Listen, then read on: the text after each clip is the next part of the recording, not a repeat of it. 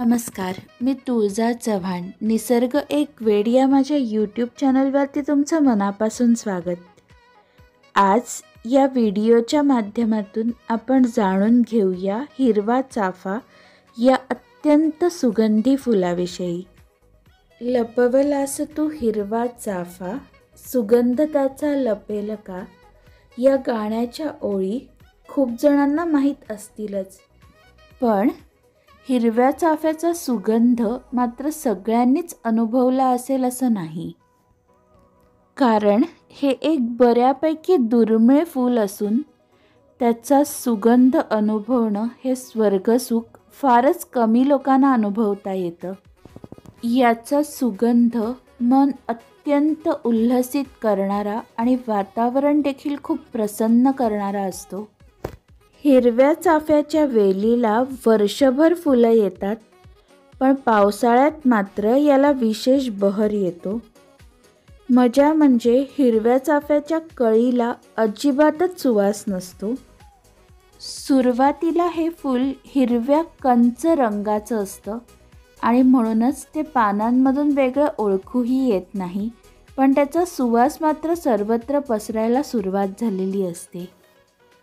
हे फूल पिकून पिवळं धम्मक झालं की याचा सुगंध आणखीनच जास्त दरवळतो. याच सुगंधामुळे या झाडाखाली साप येतात असंही म्हटलं जातं. हिरव्या चाफ्याच्या हिरव्यागार पानांमध्ये ही पिवळी धम्मक फुलं खूपच शोभून दिसतात. अत्यंत मनमोहक असा सुगंध लुटवणाऱ्या या हिरव्या चाफ्याचा वापर सुगंधी तेलं आणि अगरबत्ती बनवताना केला जातो.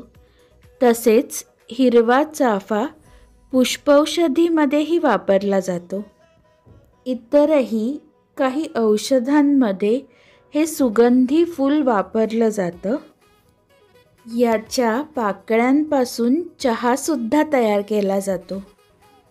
कोकणात ज्यांच्या अंगणात किंवा घराच्या परिसरात हे हिरव्या चाफ्याचं झाड आहे, ते लोक देवपूजेसाठीही या फुलाचा प्रामुख्याने उपयोग करतात.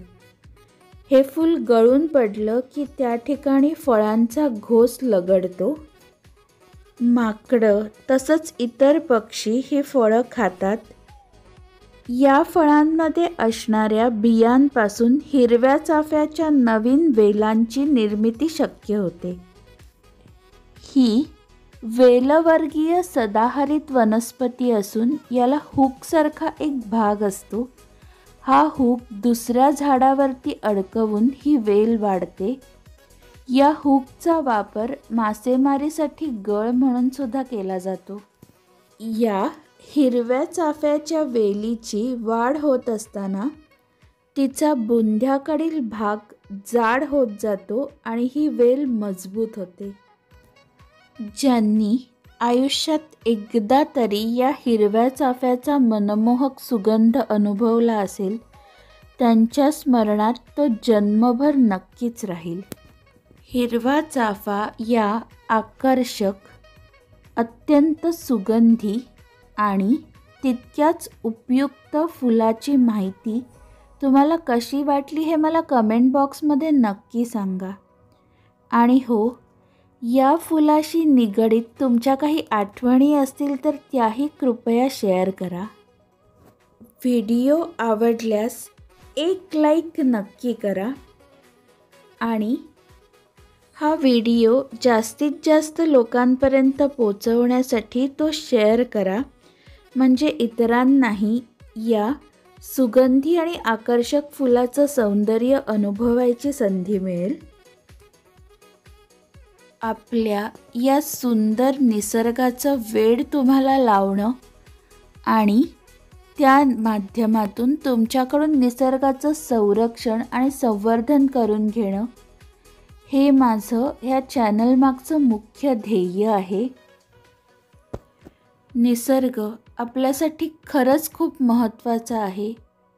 त्यामुळे प्लीज निसर्गाच्या संरक्षणासाठी आणि संवर्धनासाठी मी चालू केलेल्या या मोहिमेत कृपया सहभागी व्हा आणि माझं चॅनल सबस्क्राईब करा. व्हिडिओ थोडा मोठा झाला आहे आणि तरीही तुम्ही तो शेवटपर्यंत बघितलात त्याबद्दल अगदी मनापासून खूप सारे धन्यवाद.